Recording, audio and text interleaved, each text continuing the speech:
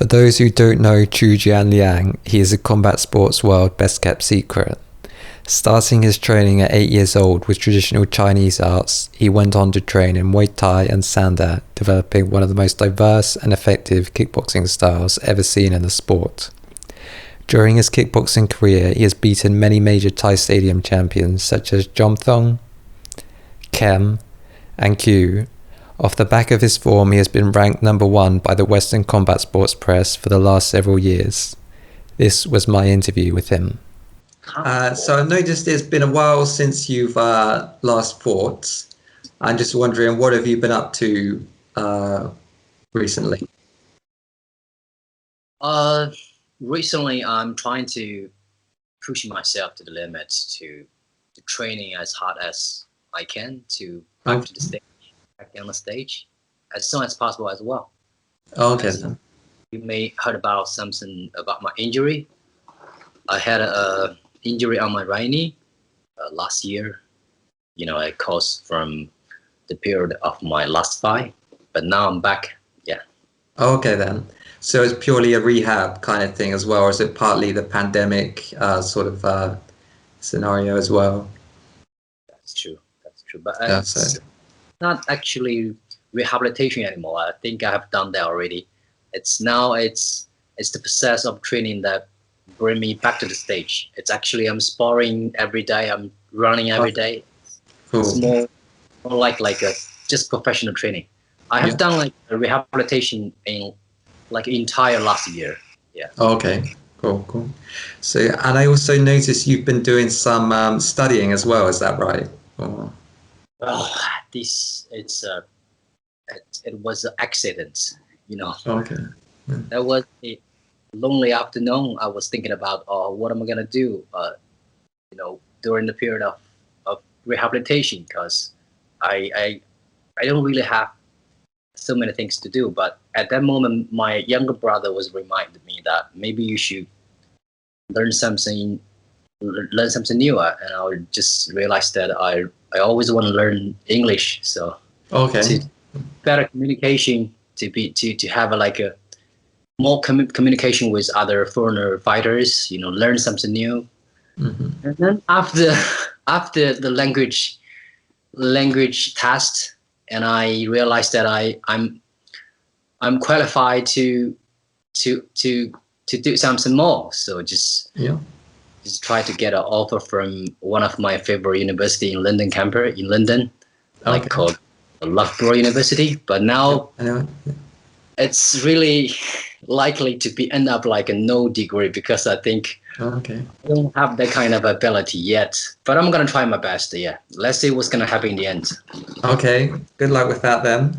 So, can you tell us roughly what does a typical week in training look like for you? Is it like conditioning in the morning and then going to the gym in the afternoon, or is it kind of how does it break down roughly?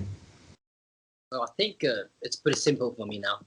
I try to keep myself like in the same simple style, as simple as possible. Normally I was running 10K in the morning, but only 4 times a week. Okay then. Days I'm not gonna train it as a high fives. I don't think that is necessary to running every single morning. Okay. Enough. But 10K is quite a distance as well, though, I think as well. Yeah. And that was pretty energy consuming for running every morning. Mm-hmm. Yeah, I see. Yeah. For me, from my experience, that like running every single morning is gonna impede some kind of level about the remaining training in the day. Yeah, I see. Yeah. Like kickbacks, but only 3 times 10K running for a week. And I kick a lot. Okay. Honestly, I can kick like 2,000 or 3,000 kicks. Really, that's a lot. Kick, middle kick per day, Yeah. And I feel good. But I think my kick is gonna be a little bit different compared to other fighters. For example, like normally I don't kick fully with power. Okay. Sometimes I try to feel the power. For example, like I'll try to figure out what the exactly right feeling of the first second and the second second. because when you kick, normally you cost like, for example, 1 or 2 seconds for one single kick. But I'm trying to feel the feeling of second, and try to familiarize myself to my kicks. Okay, I see. To understanding them like better. When I use them inside of the ring, that would be like very helpful because I know how to kick. It's like, for example, like it's like try to understand your girlfriend. You know, to have like a beautiful future with your girlfriend, you have to like properly Visualize. Yeah. Okay, that's quite interesting then. So I noticed on one of the sort of promotional videos that was cut for Glory of Heroes, you were kind of training with resistance bands. Is that something that you use a lot in your training, or do you do more sort of weight training, or is that a big feature of the training, roughly? I actually do both of them. Okay. Okay. Cool. So I think you are also a professional fighter. That's the reason why I ask this kind of question. Okay. Yeah. Not normally people don't ask this kind of question. Like it's kind of like a deeper question to the best of. Like I do both. It's not about band training or elastic training or weight lifts training.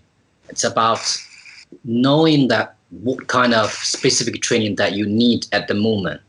Yeah. Okay. Yeah, specific training that's specifically for you to make a improvement or a development. For example, like you training MMA, probably gonna use a lot of elastic training, band training, whatever you want to call it. But for me, like I only use band. How can I say that? Band training? Yeah, band training, yeah. Training only when I feel my kick is not fast enough. Okay. When I try to kick, I mean, in the first moment of the kick, in the initial fast, like at the moment when you want to kick, bang, you just kick. Yeah. I tend to train more back training. Yeah. Okay, cool.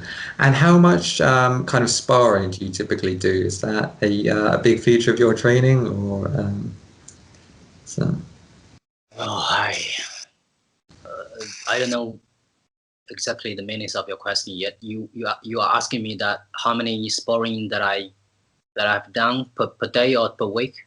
Yeah, roughly how many times in the week would you typically kind of spar, would you say? Good question. I sparring every day. Every day. Okay.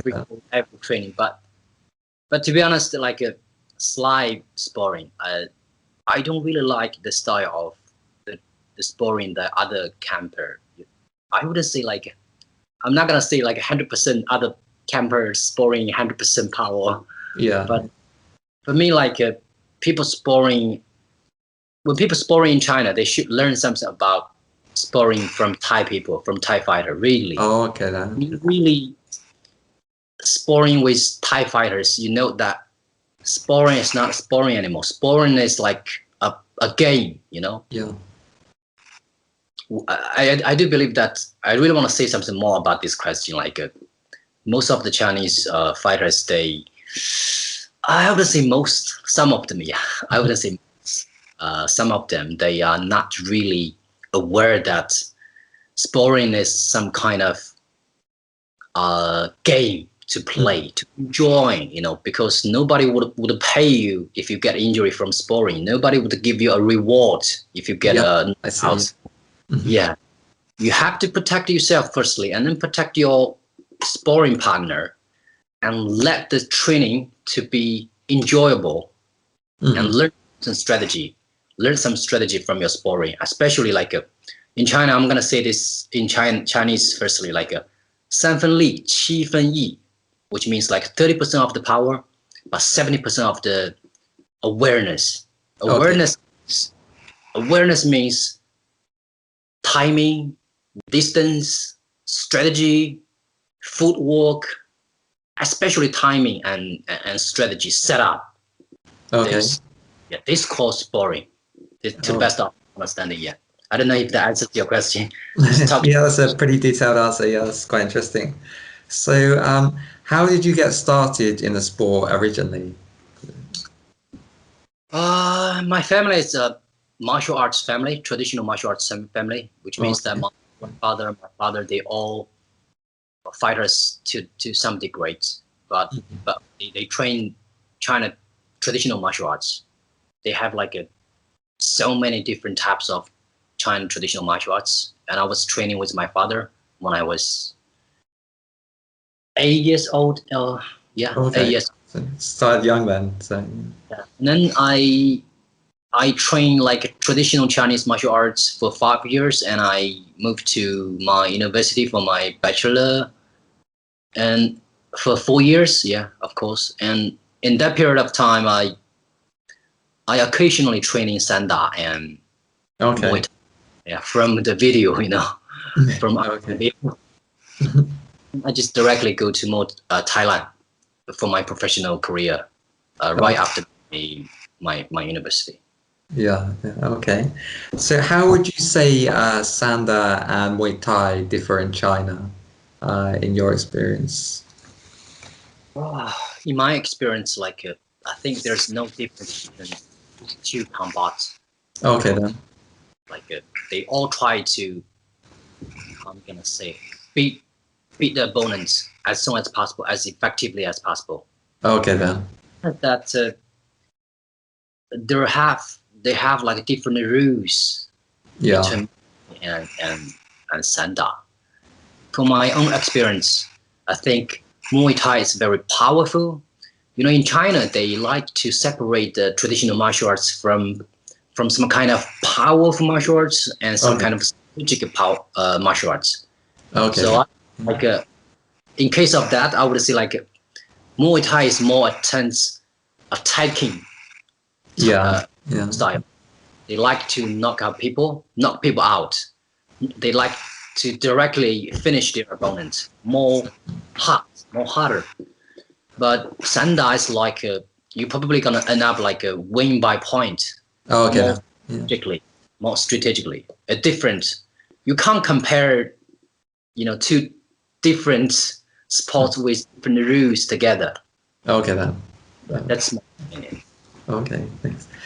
And so, were there any fighters that you were looking to for inspiration when you got into the sport or into kickboxing? Really? So, man, a lot of them, A really, lot of really. them, yeah. But when you ask this question, there are a few fighters coming up on my Okay. mind. Yeah. For example, Mirko Krokop, I don't know if you Marco remember. Coco. Okay. Yeah. It's very He's popular. Very popular in the West as well. Yeah. really, He is. wow, Yes. Yes. Very. really, really good.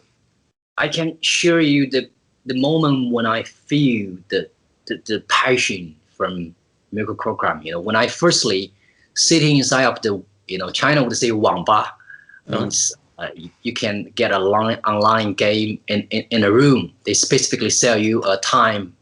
You can spend your time inside of the public computer. We call Wangba. I don't know how to say in West country. Okay. When I watched that video, that was so excited. Like, how cool of his Yeah. face, how calm, and also Mirko Fedor Emelianenko. Am I Oh right? yes. Yeah. Yes. Very popular as well. First, and I think I learned a lot of combinations and the efficiency of combinations from honest to host. If Okay. you like so many fighters from that period of time, I think can I say proud time, like the first bigger MMA Yes. organization. Yeah. Yeah. So Wow, that yeah. was So I'm surprised that a lot of your sort of the people you're looking up to are from the MMA world rather than like the kickboxing world. I thought maybe there'd be more of a kickboxing kind of influence. No. the reason why I just like initially remember them is because when I was a zero, when I was at level of zero, I Mhm. a lot of them a video that relates to the MMA fight. Oh, okay. As I try to create my own professional career in kickboxing field, and I tend to watch, and study from more kickboxer fighters, for example, like Bokawa, Oh yeah. like Albert Klaus. I don't really good on like pronunciation, pronounce the name of them. But I do remember like Arbor Klaus and Max Zambi. Oh, Mike Zambidis, yeah. And George Pedoshaw. Oh yeah, no, Petrosian, yeah, thank you. Pedoshaw, yeah. And just many of them. Like there are so many good fighters in a Western country, really, to be honest. But I have to say, China started pretty late compared to Western country. But the improvement of Chinese combat industry is fast. I cannot deny that, really. Yeah, I would agree with that. Definitely, it's definitely on the up. Yeah. So, what is your opinion of Xu Xiadong, if I'm pronouncing that right? He's a MMA fighter who's been fighting a lot of kind of Wing Chun sort of masters. He's kind of generated headlines in the West. Can you pronounce the name again, please? Xu Xiadong. Yeah, Xu Xiadong. Sorry. I was thinking about Xu Xiadong, not about your pronunciation. Oh no, my pronunciation is probably horrible, but it's good, but it's just pretty difficult to let you guys pronounce a traditional Chinese name. Really, if I tell you my full name, you're probably not gonna successfully my name as well. Xu Xiadong, what was your question again, please? So what's your opinion of him and also some of the Wing Chun kind of masters that he's been fighting? Well, there was a huge wave in China combat industry. I say that. Also in so many Western countries as well. It was, yeah. That was kind of entrance for Western people knowing about Chinese traditional martial arts now, currently, what Chinese traditional martial arts look like. But one of that, I wouldn't say that kind of fighter as a event or a fighter or a fight. No, they are not completely a fight. That's a phenomenal call. This phenomenon in economic field is pretty well known. Okay. Like attention economy, like they are trying to get as much attention as possible. But I believe that Xu Xiadong is trying to initially let people know what kind of level of compete each other from China traditional martial arts. But after one fight or two fight, and he suddenly become a very famous Chinese. So it's gonna lead a lot of financial income. I would say that. So it's gonna be very difficult to keep the balance and truth. The balance between true and some benefits. Of course, I'm not one of them, so I don't know. I don't really know the details about them, but just my personal opinion. But the other point I want to make is that in China now, you have to know that the traditional martial arts are more likely to be a sport that will bring a healthy body to you. Okay, yes. Yeah, I see. Like competitive events anymore. It's not about competitive sports anymore. Like Tai, Yung Chun, you can express them in a movie. You can express them in the morning when you wake up. When you want to do exercises, because China government said that like we don't need that kind of competitive things. But the extension, I have to say, like the extension of China traditional martial arts called Sanda. Yeah, we were talking about that before. Yeah. So why, if you want to test the usefulness, can I say that the usefulness of China traditional martial arts, why don't you just go a Sanda camp and test some kind of professional Sanda people? That would be more realistic from my opinion. And also I would say like have been training China traditional martial arts for many years, and I Okay. think this is very helpful for the development of my kickboxing as well. Okay. Because I'm training kick, so many things. There's so many different kicks that you have seen in my fights. Yes. They all come out from traditional martial arts. Yeah.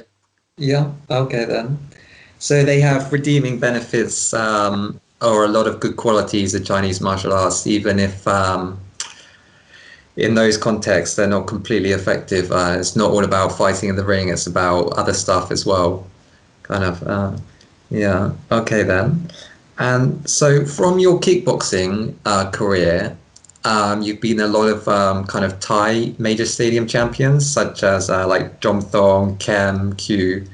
Um, and these fights took place in China. If I could play sort of devil's advocate for a second, just as like a sort of cynical YouTube commentator who kind of was saying like, oh, well, that took place in China. If it was to take place in Thailand, I'm not sure, that would play out like that. What would you say to a sort of a critic who would say that you wouldn't be so successful in like a major stadium in Thailand, like the Lumpini Stadium or something like that? Yeah, I heard about like many of them saying something you are saying right now. I have nothing to say about that because you can't control how other people saying about you, about the result of your fight. But you do control yourself. Mm-hmm. My opinion that if there are some people are not happy with the results, and from my opinion, the things that I can do is trying my best and pushing myself to the limit to training as hard as I can again, to beat all the fighters like in a proper way or in like a suitable way to persuade other people saying. But normally, ultimately, I wouldn't be interesting to persuade anybody else about my fight. I just do my best.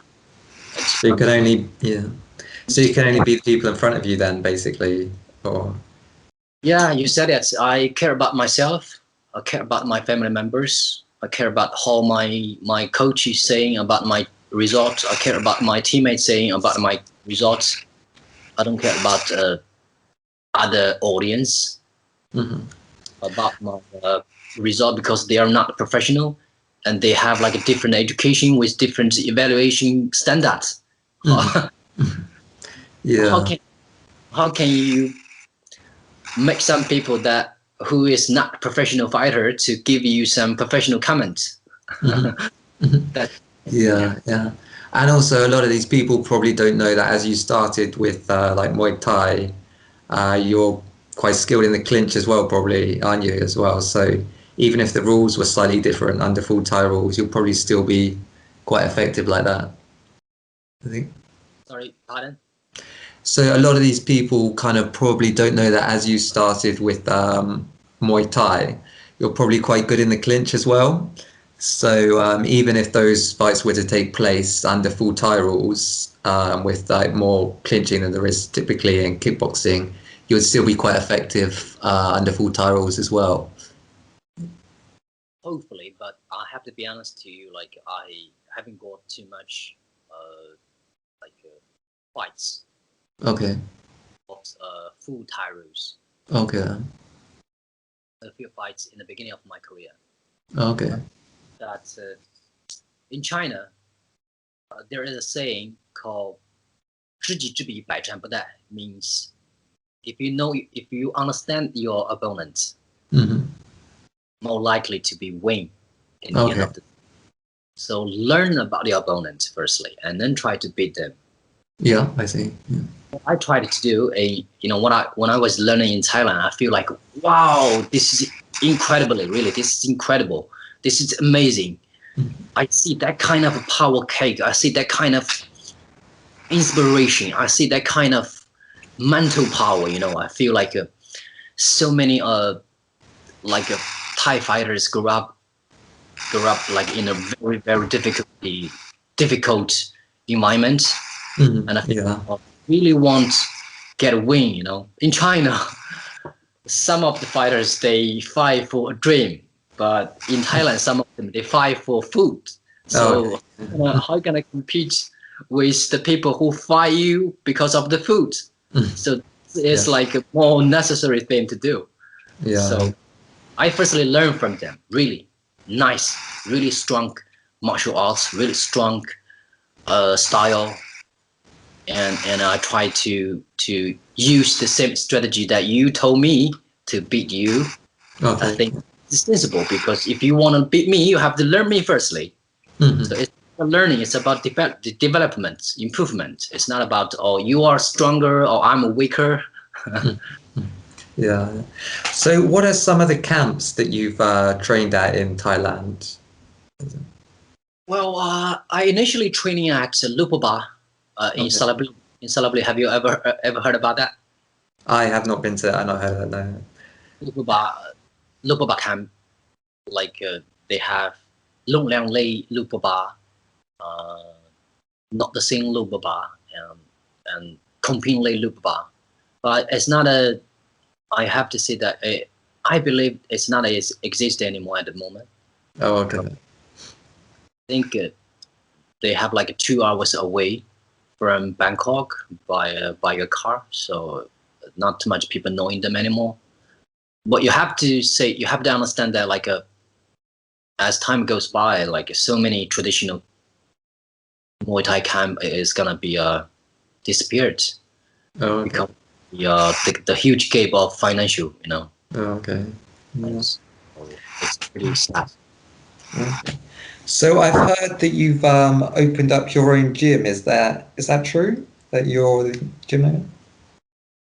Yeah, that's true. I have my own gym right now. Okay. How's that going? My own name, like Qiu Jianliang 搏击运动学院, called like a Qiu Jianliang Kickboxing Academy. Okay. Oh, God. So one fight that's been talked about a lot in the West is a fight between you and Wei Rui. How do you see that fight going? And do you think that's likely to happen in the future? Or? Everything is possible. I have to say that.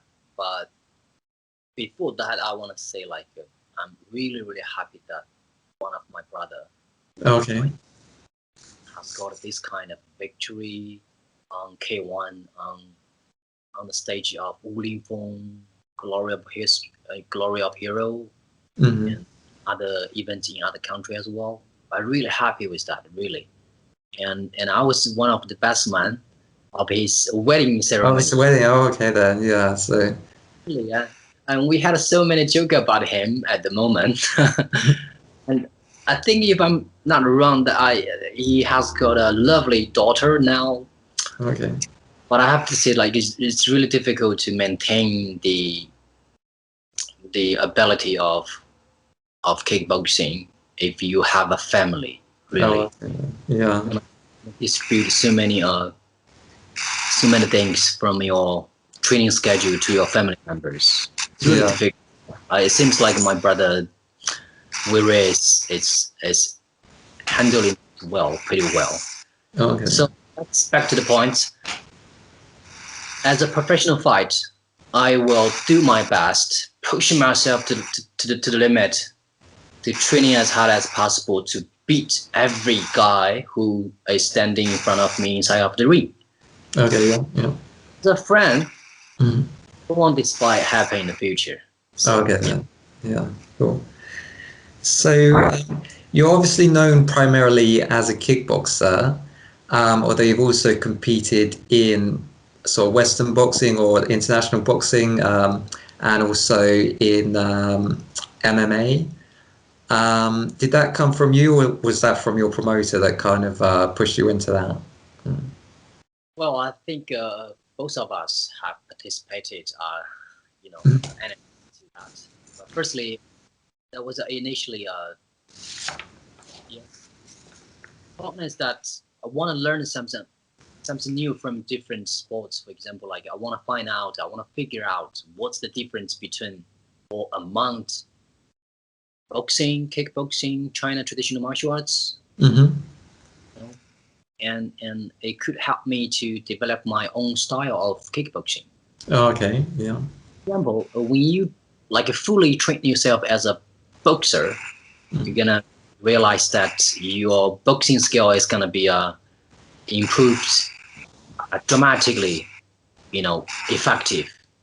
And if you in MMA, you're gonna realize that your core strength is gonna be a very, very good after MMA training, because MMA training attend to a lot of core training.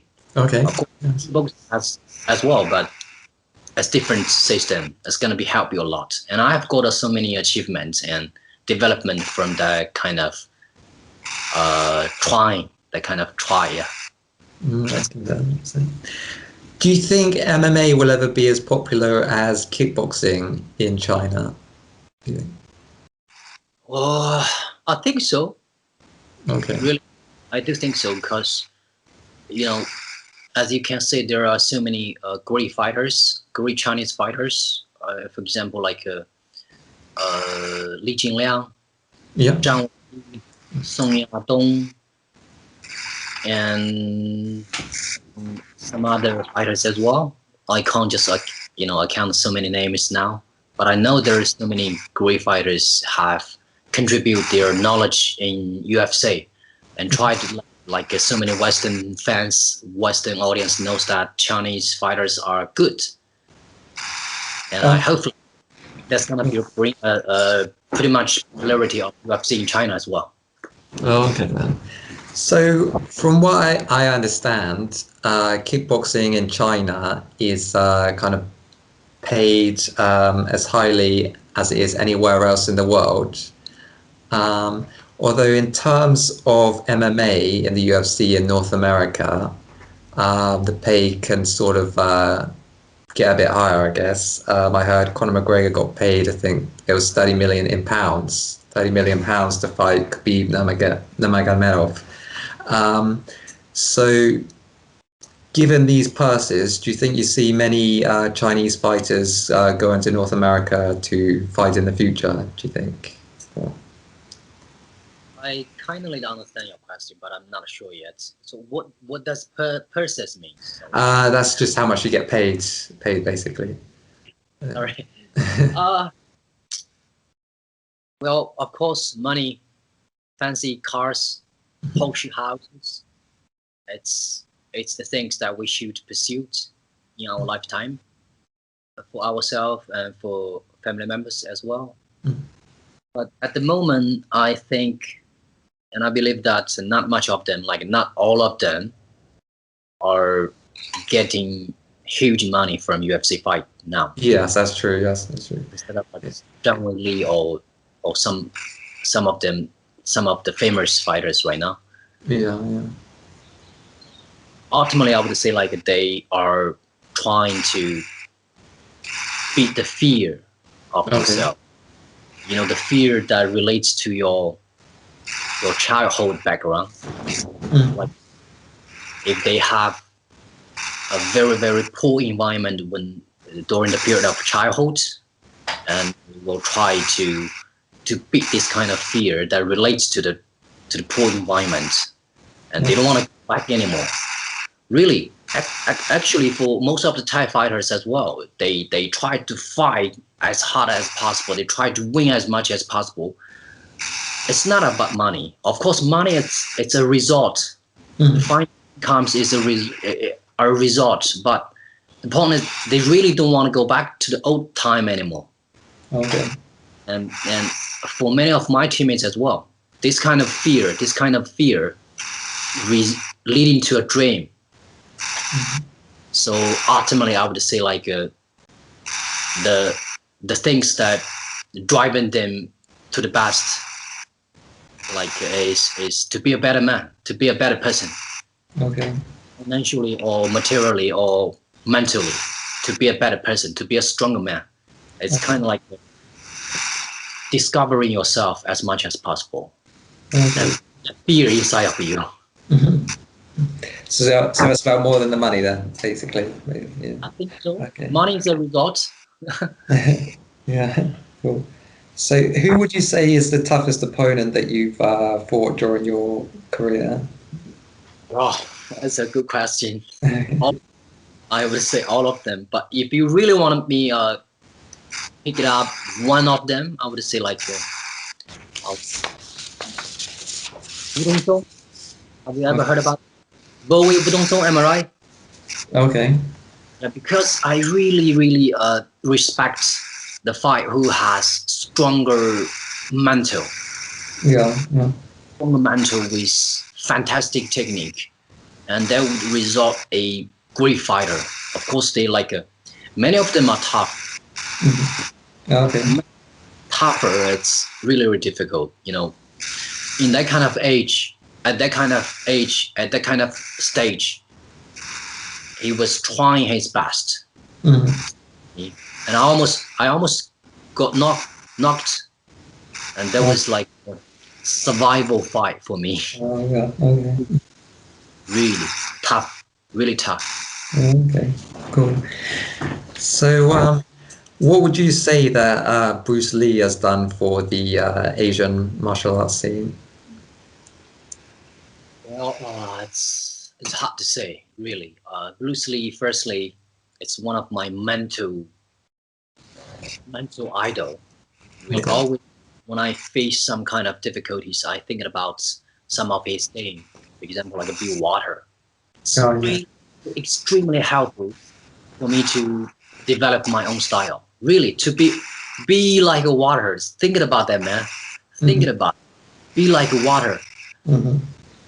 Firstly, in the beginning of my career, I was trying to beat everybody else as soon as possible, and I got beaten. Okay. Yeah. So rushy. I was losing my mind. I was emotional Okay.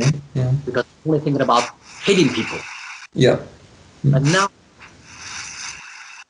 that at the first stage, I was emotional. So at the second stage, you will probably use some kind of technique. Okay. After a period of time, you training a lot of things and you know a lot of things, and you not only use your emotion to beat your opponent anymore. You use your emotional aid plus your technique. In the third stage of your fight, you're gonna thinking about the distance, the timing, this. In the fifth of the stage, you have to think about yourself. You know, you're gonna treat yourself as an opponent because normally your emotion gonna come out easily when you get.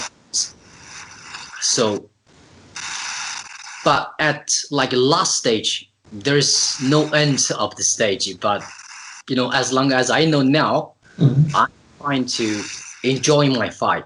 I'm trying to enjoy. I'm trying to fit myself into my opponent. For example, I don't destroy them. I try to aid myself into the system of them. Okay. For example, when they kick me, I block firstly and I kick them back. So I kick them back based on his kick. And when they give me a high kick, I get myself away firstly, let them sleep, and then kick them back together. Kick them back again. So this kind of things is try to put your technique into the other people's technique. It's gonna be like so you are no longer have a style anymore. This is perfectly explained that be like water, my friend. So you are not a material. You are not a cup. You're not a knife. You're not a machine gun. You are a water. Yeah. Yeah, but this is my own opinion. But of course, you have like a different opinion. Other people have like a different, evaluation as well. Okay, cool. And what about Jackie Chan? Are you a Jackie Chan fan? I like Jackie Chan. Okay. What else you want to ask? What specific question you want to ask? I like Jackie Chan as a movie star. Okay, cool. And just sort of finally, is there anything else you'd like to say to like a Western fans of kickboxing or anything? I just want to say you guys have a very very how can I say, nice environment for developing the kickboxing techniques, and you guys initially start earlier than China combat industry. I mean the kickboxing industry and boxing industry, etc. But the point is that please be aware that Chinese fighters are trying their best to catch up. Well, I think they've overtaken in some ways. Yeah. Sorry? Yeah. Okay then. All right then. Thanks for your time. Then. Yeah. Thank you.